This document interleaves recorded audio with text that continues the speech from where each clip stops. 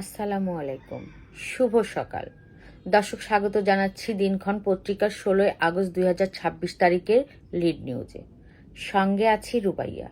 আমাদের আজকের বিষয় ঢাকা দিল্লি সম্পর্কের নতুন সমীকরণ এবং প্রধানের ঢাকা সফর। লিখেছেন তারেক হাসান শেখ। চলে যাচ্ছি বিস্তারিত সংবাদে। স্বাধীনতার পর থেকে বাংলাদেশ ভারত সম্পর্ককে বন্ধুত্ব ও সহযোগিতার ভাষায় উপস্থাপন করা হলেও বাস্তবতার আরেকটি অধ্যায়ে রয়েছে ক্ষমতার অসমতা, কৌশলগত নির্ভরতা এবং বাংলাদেশের অভ্যন্তরীণ রাজনীতিতে দিল্লির দীর্ঘস্থায়ী প্রভাবের অভিযোগ। বিশেষ করে গত দেড় যুগে বাংলাদেশের নির্বাচন, রাজনীতি, প্রশাসন, নিরাপত্তা ও রাষ্ট্রীয় সিদ্ধান্ত গ্রহণে ভারতের প্রত্যক্ষ ও পরোক্ষ প্রভাব নিয়ে যে প্রশ্ন ও জনসন্দেহ তৈরি হয়েছে তা আর নিছক রাজনৈতিক প্রতারণা বলে উড়িয়ে দেওয়ার সুযোগ নেই। 2014, 2018 ও 2024 সালের নির্বাচন বিরোধী রাজনৈতিক শক্তির ওপর দমন পীড়নের অভিযোগ, রাষ্ট্রীয় প্রতিষ্ঠানগুলোর রাজনৈতিকরণ এবং দীর্ঘস্থায়ী ক্ষমতা কেন্দ্রিক শাসনের পাশে দিল্লির দৃঢ় অবস্থান এই ধারণাকে আরও গভীর করেছে যে বাংলাদেশের গণতান্ত্রিক স্বার্থের চেয়ে ভারতের কৌশলগত স্বার্থই বহু ক্ষেত্রে অগ্রাধিকার পেয়েছে। বাংলাদেশের ভৌগোলিক অবস্থান, ভারতের উত্তর পূর্বাঞ্চল সীমান্ত নিরাপত্তা, বঙ্গোপসাগর এবং আঞ্চলিক যোগাযোগের জন্য অত্যন্ত গুরুত্বপূর্ণ। ফলে ঢাকার রাজনৈতিক গতিপথে দিল্লির গভীর আগ্রহকে কেবল স্বাভাবিক কূটনৈতিক উদ্বেগ বলে দেখার সুযোগ নেই। বিশেষত এমন একটি বাংলাদেশ, যে দেশ নিজের পররাষ্ট্রনীতি স্বাধীনভাবে নির্ধারণ করবে এবং ভারত ছাড়াও চীন, পাকিস্তান, যুক্তরাষ্ট্র, তুরস্ক ও মধ্যপ্রাচ্যের সঙ্গে বহুমুখী কৌশলগত সম্পর্ক গড়ে তুলবে। দিল্লির পুরনো নিরাপত্তা কাঠামোর কাছে সেটি নিঃসন্দেহে নতুন বাস্তবতা। 2024 সালের গণ অভ্যুত্থানে শেখ হাসিনা সরকারের পতন তাই শুধু ঢাকার ক্ষমতার পরিবর্তন ছিল না, এটি দিল্লির দীর্ঘদিনের সবচেয়ে নির্ভরযোগ্য রাজনৈতিক অংশীদারিত্বের ওপর ছিল বড় ধাক্কা। শেখ হাসিনা ভারতে আশ্রয়, বাংলাদেশের পক্ষ থেকে তার প্রত্যাপন দাবি এবং ভারতের মাটি থেকে তার ধারাবাহিক রাজনৈতিক বক্তব্য দুই দেশের সম্পর্ককে আরও তীব্র সংকটে ফেলেছে। একই সময়ে বাংলাদেশের সঙ্গে চীনের অর্থনৈতিক ও কৌশলগত সম্পৃক্ততা বাড়তে থাকায় দিল্লির উদ্বেগের ক্ষেত্র আরও বিস্তৃত হয়েছে। এই পটভূমিতেই প্রধান পরাগ জৈনের ঢাকা সফরকে নিছক একটি রুটিন সৌজন্য সফর হিসেবে দেখলে মূল বাস্তবতায় আড়াল হয়ে যায়। প্রকাশ্য তথ্য অনুযায়ী 2026 সালের আগস্টে পরাগ জৈন 4 সদস্যের প্রতিনিধি দল নিয়ে ঢাকায় এসে প্রধানমন্ত্রীর প্রতিরক্ষা বিষয়ক উপদেষ্টার সঙ্গে বৈঠক করেন। বাংলাদেশি সূত্র সফরটিকে রুটিন বললেও প্রশ্ন থেকে যায়। ভারতের পররাষ্ট্র মন্ত্রণালয়ের কোনো কূটনৈতিক নয়, সরাসরি ভারতের বৈদেশিক গোয়েন্দা সংস্থার প্রধান কেন এমন এক সময়ে ঢাকায় এলেন যখন শেখ হাসিনাকে ঘিরে ঢাকা দিল্লি সম্পর্ক আবার উত্তপ্ত? বাংলাদেশ নতুন রাজনৈতিক বাস্তবতায় প্রবেশ করছে এবং দেশের পররাষ্ট্রনীতি আগের তুলনায় স্বাধীন ও বহুমুখী হওয়ার ইঙ্গিত দিচ্ছে। গোয়েন্দা যোগাযোগ রাষ্ট্রীয় নিরাপত্তার স্বাভাবিক অংশ, কিন্তু গোয়েন্দা প্রধানের বৈঠকের প্রকৃত আলোচ্যসূচি সাধারণত প্রকাশ্যে আসে না। ফলে সফরটি যদি কেবল নিরাপত্তা সহযোগিতার রুটিন অংশ হয় তার স্বচ্ছ ব্যাখ্যা দেওয়াই স্বাভাবিক, কিন্তু যদি বাংলাদেশের রাজনৈতিক স্থিতি, নিরাপত্তা কাঠামো, ভবিষ্যৎ ক্ষমতার সমীকরণ, নির্বাচন কিংবা পুরনো যোগাযোগ নেটওয়ার্ক নিয়ে কোনো কৌশলগত আলোচনা হয়ে থাকে, তাহলে তা বাংলাদেশের জাতীয় নিরাপত্তার প্রশ্নের বাইরে থাকতে পারে না। সবচেয়ে গুরুত্বপূর্ণ প্রশ্ন এখানেই, বাংলাদেশের রাষ্ট্রযন্ত্রে গত দেড় দশকে যে রাজনৈতিক, প্রশাসনিক, নিরাপত্তা ও ব্যবসায়িক নেটওয়ার্ক গড়ে উঠেছিল তার কতটা ভেঙেছে এবং কতটা এখনো সক্রিয়। সরকার বদলালেই দীর্ঘদিনের যোগাযোগ অদৃশ্য হয়ে যায় না, প্রশাসন, নিরাপত্তা বাহিনী, রাজনৈতিক মধ্যস্থতাকারী, ব্যবসায়ী গোষ্ঠী ও বিভিন্ন প্রভাবশালী মহলের সঙ্গে অতীতের যোগাযোগ কতটা অক্ষত, বিদেশি প্রভাব বলয় কোথায় সক্রিয় এবং ভবিষ্যতে অস্থিতিশীলতা সৃষ্টির কোনো সম্ভাব্য নেটওয়ার্ক রাষ্ট্রের ভিতরে রয়ে গেছে কিনা, এখন সেটি বাংলাদেশের অন্যতম গুরুত্বপূর্ণ নিরাপত্তার প্রশ্ন।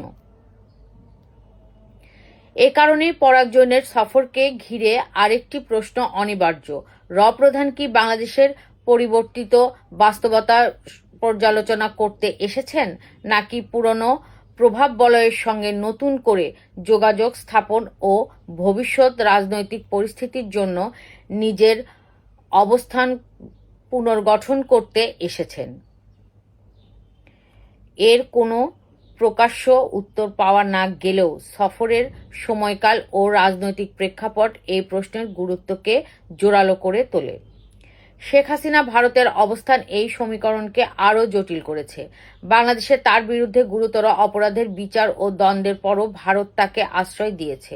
উপরন্তু ভারতের মাটি থেকে তাঁর রাজনৈতিক বক্তব্য বাংলাদেশের অভ্যন্তরীণ রাজনীতিতে নতুন উত্তেজনা তৈরি করেছে। কোনো সাবেক নেতাকে আশ্রয় দেয়া এক বিষয়, কিন্তু এই আশ্রয় যদি বাংলাদেশের রাজনৈতিক প্রক্রিয়াকে প্রভাবিত করার প্ল্যাটফর্মে পরিণত হয়, তাহলে তা আর নিছক মানবিক বা কূটনৈতিক সিদ্ধান্ত থাকে না। বরং প্রশ্ন ওঠে, দিল্লি কি শেখ হাসিনাকে এখনো বাংলাদেশের রাজনীতিতে একটি কার্যকর রাজনৈতিক কার্ড হিসেবে বিবেচনা করছে? সংখ্যালঘু নিরাপত্তা, ইসকন এবং চিন্ময় কৃষ্ণ দাসকে ঘিরে সাম্প্রতিক উত্তেজনাও একই বৃহত্তর ভূ রাজনৈতিক প্রেক্ষাপটে দেখতে হবে। বাংলাদেশের সংখ্যালঘুদের নিরাপত্তা নিশ্চিত করা রাষ্ট্রের সাংবিধানিক দায়িত্ব, কিন্তু কোনো ধর্মীয় সংগঠন, ব্যক্তি বা মামলাকে ব্যবহার করে বাংলাদেশের অভ্যন্তরীণ রাজনীতিতে বিদেশি চাপ সৃষ্টি করাও গ্রহণযোগ্য নয়। বাংলাদেশের বিচার বাংলাদেশের আইন ও আদালতেই হবে, কোনো বিদেশি রাজনৈতিক বা গোয়েন্দা চাপের ভিত্তিতে নয়। একইভাবে সাম্প্রদায়িক উত্তেজনা সৃষ্টি করে বাংলাদেশকে অস্থিতিশীল করার যে কোনো প্রচেষ্টা রাষ্ট্রের জন্য সরাসরি নিরাপত্তা হুমকি। রাষ্ট্রপতি নির্বাচন ও ভবিষ্যৎ সাংবিধানিক ক্ষমতার বিন্যাস নিয়েও একই সতর্কতা প্রয়োজন। দেশের সর্বোচ্চ সাংবিধানিক পদে কে আসবেন তা বাংলাদেশের অভ্যন্তরীণ রাজনৈতিক ও সাংবিধানিক প্রক্রিয়ার বিষয়। ডক্টর মোহাম্মদ ইউনূস রাষ্ট্রপতি হবেন কিনা, কিংবা তাকে ঠেকাতে কোনো বিদেশি লবিং বা চাপ প্রয়োগের মতো ঘটনা আমাদের স্বাধীন পররাষ্ট্রনীতির ওপর চপেটাঘাতের শামিল। তাই রাষ্ট্রপতি নির্বাচন সহ যে কোনো সাংবিধানিক প্রক্রিয়ায় বিদেশি প্রভাবের সম্ভাবনাকে অঙ্কুরেই কঠোরভাবে প্রতিহত করা জরুরি। দিল্লির সঙ্গে বাংলাদেশের সম্পর্কের প্রকৃত চরিত্র বোঝার আরেকটি আয়না হলো সীমান্ত, পানি ও বাণিজ্য। সীমান্তে বাংলাদেশি নাগরিকের প্রাণহানি, পুশিন, তিস্তা ও গঙ্গার পানি বন্টন, বাণিজ্য বৈষম্য এবং বাংলাদেশের ভূখণ্ডকে ভারতের যোগাযোগ ও কৌশলগত স্বার্থে ব্যবহারের দীর্ঘ ইতিহাস দেখিয়ে দেয় কূটনৈতিক বন্ধুত্বের ভাষা যতই মধুর হোক, সম্পর্কের বাস্তব মূল্যায়ন করতে হবে। পারস্পরিক স্বার্থের ভারসাম্য দিয়ে ভারতের উত্তর পূর্বাঞ্চলীয় নিরাপত্তা কাঠামোতেও বাংলাদেশের অবস্থান অত্যন্ত গুরুত্বপূর্ণ। বাংলাদেশের ভূখণ্ড ও সমুদ্রপথ ভারতের উত্তর পূর্বাঞ্চলের সঙ্গে মূল ভূখণ্ডের যোগাযোগ, বঙ্গোপসাগর এবং আঞ্চলিক বাণিজ্যের জন্য কৌশলগত সুবিধা সৃষ্টি করে। ফলে বাংলাদেশ যদি সত্যিকার অর্থে স্বাধীন পররাষ্ট্রনীতি অনুসরণ করে এবং কোনো একক শক্তির নিরাপত্তা কাঠামোর অধীন না থেকে নিজস্ব জাতীয় স্বার্থে চীন সহ বিভিন্ন রাষ্ট্রের সঙ্গে সম্পর্ক বিস্তৃত করে, তাহলে দিল্লির প্রচলিত ভূ রাজনৈতিক হিসাব অবশ্যই বদলাবে। এই কারণেই পরাগ জৈনের সফরকে শুধু একটি গোয়েন্দা সফর হিসেবে নয়, বরং পরবর্তীত বাংলাদেশকে বোঝার এবং প্রয়োজনে নতুন বাস্তবতার সঙ্গে ভারতের কৌশল পুনর্নির্ধারণের একটি গুরুত্বপূর্ণ মুহূর্ত হিসেবেও দেখা যায়। বাংলাদেশের সামনে এখন চ্যালেঞ্জ একটি, ভারতের সঙ্গে সম্পর্ক বজায় রেখে ভারতের আধিপত্য প্রত্যাখ্যান করা। কারণ ভারত বাংলাদেশের প্রতিবেশী, গুরুত্বপূর্ণ বাণিজ্যিক অংশীদার এবং জাতীয় নিরাপত্তার সংশ্লিষ্ট রাষ্ট্র, কিন্তু প্রতিবেশী হওয়ার অর্থ বাংলাদেশের রাজনৈতিক অভিভাবক হওয়ার অধিকার নয়। বাংলাদেশ ভারতের সঙ্গে বন্ধুত্ব চায়, আনুগত্য নয়। সহযোগিতা চায়, নিয়ন্ত্রণ নয়। নিরাপত্তা অংশীদারিত্ব চায়, রাজনৈতিক হস্তক্ষেপ নয়। দিল্লিকে বুঝতে হবে, বাংলাদেশ কোনো রাষ্ট্রের স্যাটেলাইট, কোনো বিদেশি গোয়েন্দা সংস্থার প্রভাবাধীন কিংবা কোনো কৌশলগত রক্ষিত অঞ্চল নয়। পরাগ জৈনের সফর যদি সত্যি নিছক নিরাপত্তা সহযোগিতা হয়, তাহলে তার স্বচ্ছতা নিয়ে আপত্তির কারণ নেই। কিন্তু যদি এর অন্তরালে বাংলাদেশের রাজনৈতিক ভবিষ্যৎ, রাষ্ট্রীয় ক্ষমতার কাঠামো, পুরনো প্রভাব বলয় কিংবা ভবিষ্যৎ অস্থিতিশীলতার সম্ভাব্য নেটওয়ার্ক নিয়ে কোনো কৌশলগত পরিকল্পনা থেকে থাকে, তাহলে তার জবাবও একদিন দিতে হবে। কারণ 2024-এর গণ অভ্যুত্থানের পর বাংলাদেশ আর সেই পুরনো বাংলাদেশ নয়, যেখানে কোনো বিদেশি রাজধানীর ইশারায় রাষ্ট্রের রাজনৈতিক ভাগ্য নির্ধারিত হবে। দিল্লির সামনে তাই এখন দুটি পথ: পুরনো আধিপত্যের রাজনীতি আঁকড়ে থাকা, অথবা একটি স্বাধীন ও আত্মমর্যাদাশীল বাংলাদেশের সঙ্গে নতুন সমতা সম্পর্ক নির্মাণ করা। দ্বিতীয় পথটি যদি দিল্লি বেছে নেয়, তবে ঢাকা দিল্লি সম্পর্ক সত্যিকার অর্থেই নতুন অধ্যায়ের প্রবেশ করতে পারে।